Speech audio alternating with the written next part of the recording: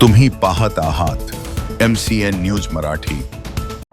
बुलढाणा जिल्ह्यातील संग्रामपूर तालुक्यातील सोनाळा ग्रामपंचायत समोर त्याच्या 5 कर्मचारी व 1 अपंग पाणी पुरवठा कर्मचारी यांनी त्यांच्या मागण्यांसाठी 2 वेगळे आमरण उपोषण सुरू केले आहे।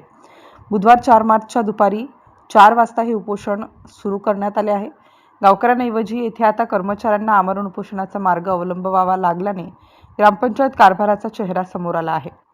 पाणीपुरवठा विभागाचे कर्मचारी राजेश उमाडे, नितीन देशमुख, देवासिंग कच्छवार, शेख आसिफ, शेख गफूर, शंकर कांडेलकर यांनी त्यांना कार्यालयात रिक्त असलेल्या वरिष्ठ व कनिष्ठ लिपिक पदावर कार्यालयात नियुक्ती देण्यात यावी।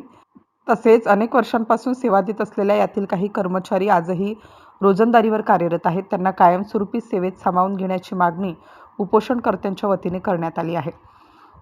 या संदर्भात संबंधित कर्मचाऱ्यांच्या वतीने ग्रामपंचायत प्रशासनाला 27 फेब्रुवारीपर्यंत दिलेले होते। ग्रामपंचायतने याची दखल न घेतल्याने उपरोक्त 5 कर्मचाऱ्यांनी 4 मार्चपासून आमरण उपोषण सुरू केलं। दुसरीकडे पाणीपुरवठ्याचा माजी रोजगारी कर्मचारी हा एका पायाने अपंग असून सुद्धा त्याला काही कारण नसताना कामावरून काढून टाकलं व त्याचे उदरनिर्वाहाचे साधन थांबले। उलट गावातील इतरांना नवीन नियुक्ती ग्रामपंचायत देत आहे, हा अन्यायच आहे। त्यामुळे माजी कर्मचारी शरद लव्हाडे यांनी त्यांना कामावर घेण्यासाठी आमरण उपोषण सुरू केले आहे। एकंदरीत 2 उपोषण मंडप गावभर चर्चेचा विषय ठरला आहे। MCN न्यूज मराठीसाठी कैलास खोटे, सोनाळा।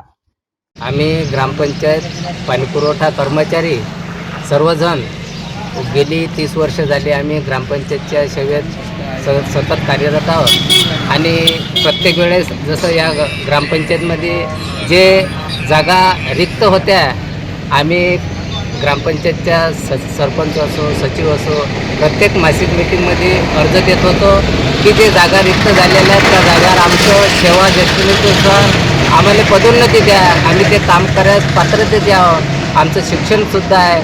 परंतु प्रत्येक वेळेस त्यांनी आम्हाला नाकारलं किंवा कोणत्याही प्रकारचा आमच्या अर्जाचा विचार केला नाही। तोंडी लेखी आम्हाला आज देतील, उद्या देतील, अनेक वर्ष आम्हाला त्यांनी कोणत्याच प्रकारचा ठराव घेतला नाही आणि 16 जुलैचा जो निवेदन दिलं होतं आम्ही उपोषणाचं निवेदन दिल्यानंतर इथं कोणी हजर नसल्याच्यानं काही कारणास्तव ते उपोषण आम्ही मागे घेतलं आणि सरपंचानं फक्त थोडंफार असं लेखी दिलं होतं की बा तुमचं मासिक मीटिंगमध्ये ठराव घेऊ, शासनाच्या इकडे आम्ही तुमचा प्रस्ताव पाठवू आणि तुम्हाला त्या कामावर ठेवू।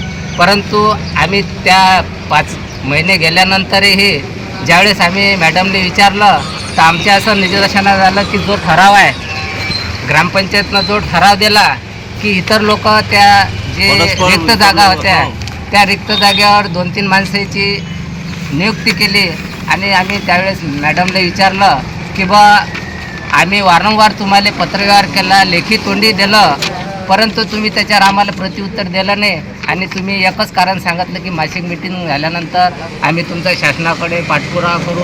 परंतु तसं न करता आमच्या असं निदर्शनास आलं की तुम्ही डायरेक्ट कोणत्या तरी महिन्यात मासिक मीटिंग घेऊन ज्या लोकांची परस्पर नियुक्ती केली हे आम्हाला नियमबाह्य वाटते। याच्यासाठी तुम्ही आम्हाला विश्वासात घ्यायला पाहिजे होतं, आमच्या केलेल्या कामाची तुम्ही पावती आम्हाला द्यायला पाहिजे होती। परंतु आम्ही इतक्या वर्ष सेवा दिल्यानंतरही तुम्ही आमचा विचार केला नाही। पर्यायानं आम्हाला दिनांक 4/3/2026 पासून या ग्रामपंचायतच्या कार्यालयासमोर आमरण उपोषणासाठी बसावं लागलं, कारण आमच्यावर जो अन्याय होत होता त्या अन्यायाला वाचा फोडण्यासाठी आम्हाला लोकशाही मार्गानं हे आंदोलन करावं लागते, उपोषण करावं लागते। आता रात्रंदिवस आम्ही जनतेची सेवा करतो आणि या जनतेची सेवा करून आमच्या जीवित मरणाची हानी आम्ही स्वतः जबाबदार असतो।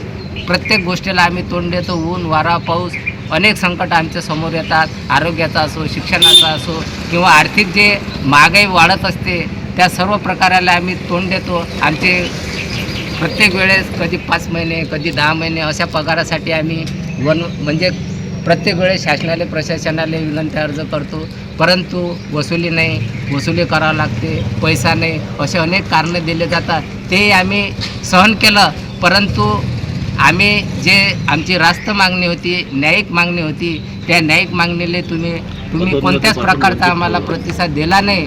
आणि ग्रामपंचायत कर्मचारी पाणी पुरवठ्यामध्ये होतो, पण येईनं माझ्यासोबत असं म्हटलं की बा ग्रामपंचायतची कर वसुली कमी आहे, कमी आहे तर मला कामावून कमी केलं येईनं.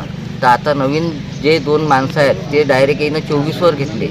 नाही पेपरात जाहिरात दिली ना नोटीस बोर्डावर नोटीस लावली.